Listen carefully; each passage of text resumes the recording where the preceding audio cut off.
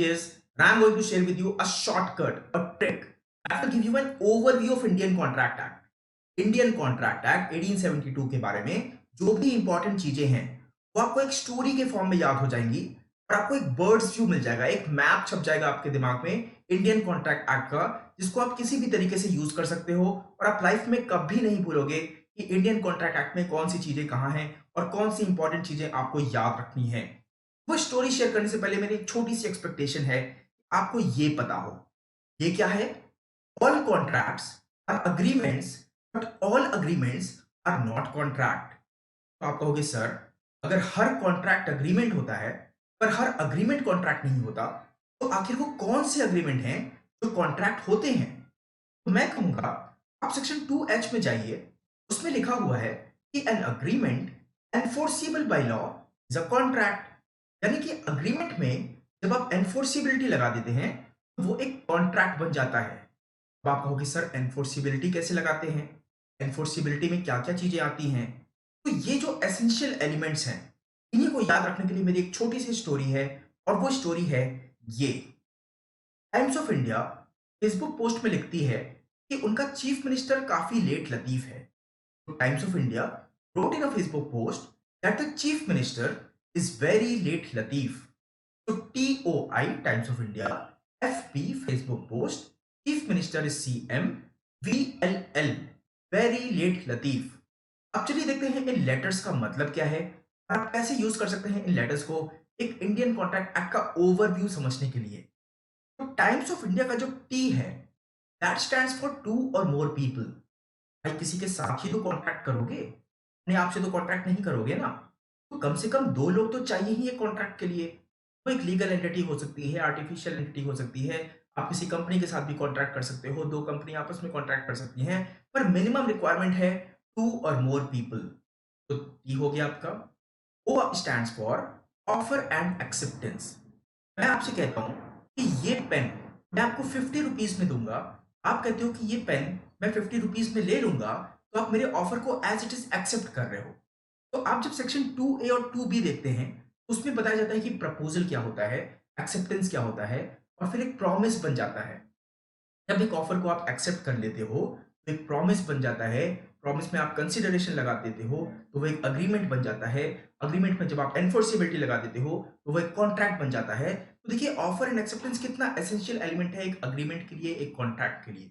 तो एक ऑफर और एक्सेप्टेंस होना बहुत जरूरी है, वही है आपका ओ। अगला एलिमेंट आता है आपका आई, जो कि intention to create legal relationship है। अगर मैं आपसे प्रॉमिस करता हूं कि मैं आज रात में आपको मूवी दिखाने ले जाऊंगा और जब आप मुझे याद दिलाते हो तो मैं कहता हूं कि भाई आज मन नहीं कर रहा, आप कहोगे कि तुमने मुझे ऑफर दिया था, मैंने उस ऑफर को एक्सेप्ट किया था, तुम्हारे लिए कंसिडरेशन थी कि तुम्हें मेरी कंपनी मिलेगी, मेरे लिए कंसिडरेशन थी कि मुझे मूवी देखने को मिलेगी, तो अब तो तुम ब्रीच ऑफ कॉन्ट्रैक्ट कर रहे हो। मैं कहूंगा भाई भाई भाई, मैंने तो तुम मेरे दोस्त हो इसलिए बोल दिया था, मेरा कोई intention to create legal relationship नहीं था, मैं कोई लीगली बाइंडिंग अग्रीमेंट नहीं किया तुम्हारे साथ। यहाँ पे ये बड़ा इंपॉर्टेंट हो जाता है कि जिसके बारे में ऑफर एक्सेप्टेंस कंसिडरेशन प्रॉमिस हो रहा है, वहां पे क्या आपका intention to create legal relationship है या नहीं है। ये भी बहुत सारे केसेस आते रहते हैं क्लैट में, जिसमें कि देखना पड़ता है कि intention to create legal relationship था या नहीं था। अगला एलिमेंट आता है आपका फ्री कंसेंट। और फ्री कंसेंट मतलब कि आप अपनी मर्जी से कॉन्ट्रैक्ट कर रहे हो, आप पे कोई दबाव नहीं है, कोई जबरदस्ती नहीं है, कोई फ्रॉड करके नहीं करा रहा है, तो आपकी फ्री कंसेंट है। और फ्री कंसेंट अपने आप में एक इंपॉर्टेंट टॉपिक है, और उसको याद रखने की एक और टेक्निक है कि you can't force me mister. अब फ्री कंसेंट है ना, तो कोई फोर्स नहीं कर सकता आपको। तो you can't force me mister, UCFMM, you is undo influence, C is coercion, F is fraud, M is misrepresentation and another M is mistake। तो अभी आते हैं फ्री कंसेंट पे, उसके पहले ये टाइम्स ऑफ इंडिया वाली स्टोरी कंप्लीट कर लें। जो अगला एलिमेंट आपका आता है वो है पॉसिबिलिटी। जिस चीज के लिए कॉन्ट्रैक्ट हो रहा है वो चीज पॉसिबल होनी चाहिए। मैं आपसे कहूं कि क्लैट का पेपर 2 घंटे का होता है, उसमें 150 क्वेश्चंस आते हैं। अगर आप 170 आउट ऑफ 150 लेके आ जाओ तो मैं आपको 20 लाख रुपए दूंगा। तो भाई जब पेपर ही 150 मार्क्स का है तो 170 मार्क्स आप कैसे ला सकते हो, ये तो इम्पॉसिबल है। तो ऐसे कॉन्ट्रैक्ट नहीं हो सकते जो कि इम्पॉसिबल होते हैं, पॉसिबिलिटी होना जरूरी है। तो आपको टाइम्स ऑफ इंडिया का TOI समझ में आ गया, फेसबुक पोस्ट का FP समझ में आ गया। अब आइए देखते हैं capacity. P stands for capacity, कि क्या आप में कॉन्ट्रैक्ट करने की कैपेसिटी है? क्या आप कॉन्ट्रैक्ट कर सकते हो? और कैपेसिटी को याद करने की एक और टेक्निक है DUM। इसको आप ऐसे याद रख सकते हैं कि आप में दम होना चाहिए कॉन्ट्रैक्ट करने का। D stands for disqualified by law, U stands for unsound mind, M stands for minor. तो फ्री कंसेंट में अभी आते हैं, कैपेसिटी में अभी आते हैं। उसके पहले देखें कि मीटिंग ऑफ माइंड क्या होता है, जो कि आपका M है। मीटिंग ऑफ माइंड ऐसा होता है कि अगर मान लीजिए मेरे पास एक स्कॉर्पियो है और एक मारुति 800 है, और मैं आपसे कहता हूं कि मैं अपनी कार 3 लाख रुपए में बेचना चाहता हूं।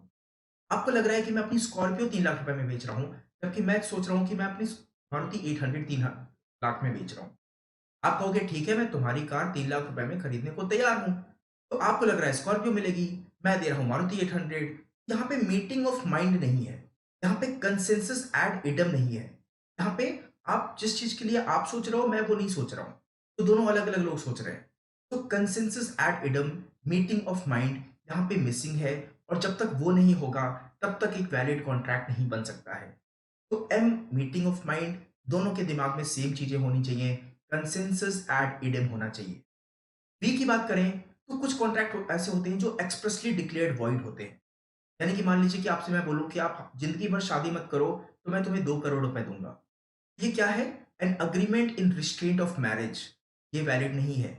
या मैं आपसे बोलूं कि आप इस मोहल्ले में दुकान मत खोलो, कहीं और जाके दुकान खोलो, ये लो 50,000 रुपए। तो आप 50,000 रुपए ले तो लोगे, पर ये वैलिड अग्रीमेंट नहीं होगा, क्योंकि ये इन रिस्ट्रेंट ऑफ ट्रेड है। आपको ट्रेड करने से रोका जा रहा है उस एरिया में, उसमें रिस्ट्रेंट लगाया जा रहा है। तो कुछ कॉन्ट्रैक्ट्स जो एक्सप्रेसली डिक्लेयर्ड वॉइड होते हैं, ऑब्वियस सी बात है वहां पे कॉन्ट्रैक्ट नहीं हो सकता। इसी तरीके से जो एल है आपका, वो है लॉफुल ऑब्जेक्ट एंड कंसिडरेशन। भाई जिसकी चीज के लिए आप अग्रीमेंट कर रहे हो, उसका जो ऑब्जेक्ट है वो लॉफुल होना चाहिए ना, और जो कंसिडरेशन है वो भी लॉफुल होना चाहिए। तो अगर मैं आपसे ड्रग्स खरीदता हूँ, तो आप मुझे ड्रग्स बेचते हो जो कि प्रोहिबिटेड है, जो कि इलीगल है, तो वहां पे ये कंसिडरेशन मुझे क्या मिल रहा है? वो ड्रग। और ये लॉफुल नहीं है, अनलॉफुल कंसिडरेशन है। और ऑब्जेक्ट क्या है? एक ड्रग्स को खरीदना या बेचना। ये ऑब्जेक्ट भी अनलॉफुल है, वो मेरा कंसिडरेशन भी अनलॉफुल है। तो ऑब्जेक्ट और कंसिडरेशन दोनों लॉफुल होना चाहिए। ये आपको सेक्शन 23 में मिल जाता है। फाइनल जो एल है हमारा, वो है लीगल फॉर्मेलिटी। कुछ कॉन्ट्रैक्ट ऐसे होते हैं जिसमें कुछ लीगल फॉर्मेलिटीज आपको फुलफिल करनी होती हैं। जैसे कि मान लीजिए कि आप प्रॉपर्टी खरीद रहे हो, तो उसमें स्टैम्प पेपर होना चाहिए एक पर्टिकुलर अमाउंट का, उसमें रजिस्ट्री होनी चाहिए। तो अगर ये सब रिक्वायरमेंट है कॉन्ट्रैक्ट को वैलिड बनाने के लिए, तो वो आपको फुलफिल करनी पड़ेगी। तो एल हो गया आपका लीगल फॉर्मेलिटी। बाकी एलिमेंट्स आपको मैं बता चुका हूं। अब आइए अंदर चलते हैं फ्री कंसेंट के। फ्री कंसेंट जैसा कि मैंने बताया, you can't force me mister, UCFMM। You stands for undue influence. तो अनड्यू इन्फ्लुएंस ऐसा होता है जहां पे जिन पार्टीज के बीच में अग्रीमेंट हो रहा है, रिलेशनशिप कुछ ऐसा है उनके बीच में कि एक की विल डोमिनेट हो जा रही है दूसरे द्वारा। मान लीजिए कि आपका कोई बॉस है और वो आपकी कोई कार खरीदना चाहता है बहुत सस्ते में। आपका मन नहीं है उतने कम दाम में अपनी कार को बेचना, पर बॉस है, उसको मना कैसे कर सकते हैं? ना आपका कुछ नुकसान हो सकता है। आप कहेंगे ठीक है सर, ले लीजिए ये इतने पैसों में। पर बाद में आपको रियलाइज होता है यार कि गलत मैंने कर दिया, काफी नुकसान हो गया मेरा। तो आप कह सकते हो कि मेरे साथ अनड्यू इन्फ्लुएंस हुआ है। मेरे और बॉस के बीच में ऐसा रिलेशनशिप था कि बॉस ने मेरी विल को डोमिनेट कर लिया है। और ऐसे कॉन्ट्रैक्ट होते हैं वॉइडेबल। अपनी क्लासेस में मैं बताता रहता हूँ कि वॉइड कॉन्ट्रैक्ट क्या होते हैं, वॉइडेबल कॉन्ट्रैक्ट क्या होते हैं, वैलिड कॉन्ट्रैक्ट क्या होते हैं। तो अभी आप ये समझ लीजिए कि अनड्यू इन्फ्लुएंस, कोवर्जन, फ्रॉड और मिसरिप्रेजेंटेशन में अगर कोई कॉन्ट्रैक्ट होता है, तो वो होता है वॉइडेबल। ये जो अग्रीमेंट्स होते हैं, वो होते हैं वॉइडेबल। तो अनड्यू इन्फ्लुएंस आपने समझा। तो सी पे आते हैं, कोवर्जन। कोवर्जन जो सेक्शन 15 में डिफाइंड है इंडियन कॉन्ट्रैक्ट एक्ट के, वो आपसे ऐसा कहता है कि अगर आप ऐसा कुछ करते हो या करने की धमकी देते हो जो कि फॉरबिडन है आईपीसी द्वारा, इंडियन पीनल कोड द्वारा, तो अगर कोई आप अपनी कंसेंट दे देता है इस वजह से, क्योंकि आपने कोवर्जन किया, आपने उसको कुछ ऐसा किया। इंडियन कॉन्ट्रैक्ट एक्ट में तो मर्डर भी फॉरबिडन है, किडनैपिंग भी फॉरबिडन है। तो अगर आप कहते हो कि मैं आपके लड़के का मर्डर कर दूंगा, मैं उसको किडनैप कर लूंगा, वरना इस पेपर पे साइन करो, तो आप साइन तो कर दोगे। फिर आप कहोगे कि मेरे साथ क्या हुआ है? कोवर्जन हुआ है, ये कॉन्ट्रैक्ट वॉइडेबल है, मैं इसमें जो ऑब्लिगेशंस है उसको फुलफिल नहीं करूंगा। और कोर्ट कहेगा ठीक है, आप अग्रीव्ड पार्टी हो, आपको फुलफिल करने की ज़रूरत नहीं है। अगला जो एलिमेंट आता है वो एफ है जो कि फ्रॉड है। यानी कि आपसे मैं झूठ बोल के कोई कॉन्ट्रैक्ट करवा लूँ। मैं कोई चीज़ आपको बेच रहा हूँ, मैं बोल रहा हूँ कि ये अकबर के ज़माने का है, तो एंटीक वैल्यू का है, इसकी बहुत ज़्यादा कीमत है, मैं आपसे झूठ बोल रहा हूँ। आप बहुत ज़्यादा दाम दे देते हो उस एक फालतू सी चीज़ के लिए जिसको कि मैंने एंटीक बता के बोल दिया। यहाँ पे क्या कर रहा हूँ मैं? फ्रॉड कर रहा हूँ आपके साथ। तो आपको बाद में जब रियलाइज़ होता है, तो आप कह सकते हो कि मेरे साथ फ्रॉड हुआ है। यहाँ पे मेरी कंसेंट को इस तरीके से लिया गया, मुझसे झूठ बोल के लिया गया, तो मेरी फ्री कंसेंट नहीं है, ये वॉइडेबल है। इसी तरीके से आपका जो अगला एलिमेंट है, वो है मिसरिप्रेजेंटेशन का। यानी कि यहाँ पे भी मैं जो आपको बोल रहा हूँ, उससे आप मिसलीड हो रहे हो। आप जो मैं बोल रहा हूँ, वो मुझे लगता है सच है, पर वो सच है नहीं और वो सुनने की वजह से ही आप कॉन्ट्रैक्ट कर रहे हो। यहाँ पे आपके साथ क्या हो रहा है? मिसरिप्रेजेंटेशन हो रहा है। अगर मिसरिप्रेजेंटेशन इंटेंशनल है, मैं जानबूझ के झूठ बोल रहा हूँ, तब तो मैं फ्रॉड कर रहा हूँ। पर अगर मैं बिलीव कर रहा हूँ कि जो मैं बोल रहा हूँ वो सच है, तो यहाँ पे मिसरिप्रेजेंटेशन हो रहा है, फ्रॉड नहीं हो रहा है। और आप मेरी बात को सच मान के कॉन्ट्रैक्ट में एंटर कर रहे हो, तो आप अपनी फ्री कंसेंट से एंटर नहीं कर रहे हो, आप इसलिए एंटर कर रहे हो क्योंकि मैंने जो बोला, आपने उसको सच मान लिया, जो कि सच नहीं था। तो ये आपका सेक्शन 18 में मिसरिप्रेजेंटेशन होता है। और जो लास्ट एम है, वो है मिस्टेक। यहाँ पे 2-3 चीज़ें होती हैं, मिस्टेक ऑफ लॉ होता है, मिस्टेक ऑफ फैक्ट होता है और जैसा कि मैंने बताया ऊपर की 4 कंडीशंस में कॉन्ट्रैक्ट वॉइडेबल होता है, मिस्टेक में कॉन्ट्रैक्ट वॉइड होता है। ये तो कुछ बातें होंगी फ्री कंसेंट की। अब इस सेशन को कंप्लीट करने के लिए चलिए आते हैं कैपेसिटी में आप में कॉन्ट्रैक्ट करने का दम है कि नहीं? कहीं आप डिस्क्वालिफाइड बाय लॉ तो नहीं हो? कहीं आप अनसाउंड माइंड के तो नहीं हो? कहीं आप माइनर तो नहीं हो? तो अगर आप डिस्क्वालिफाइड बाय लॉ हो, फॉर एग्जांपल आप इंसॉल्वेंट हो, आपको अलाउ ही नहीं किया जा रहा कि आप कॉन्ट्रैक्ट कर सकते हो। लॉ ने आपको डिस्क्वालिफाई कर दिया है कि आप कॉन्ट्रैक्ट नहीं कर सकते। दूसरी बात ये हो गई कि मान लीजिए कोई एनिमी एलियन है, कोई पड़ोसी देश का आदमी है, उस देश से आपके देश की लड़ाई चल रही है, तो आप उसके साथ कॉन्ट्रैक्ट नहीं कर सकते, वो एनिमी एलियन है, वो डिस्क्वालिफाइड बाय लॉ है।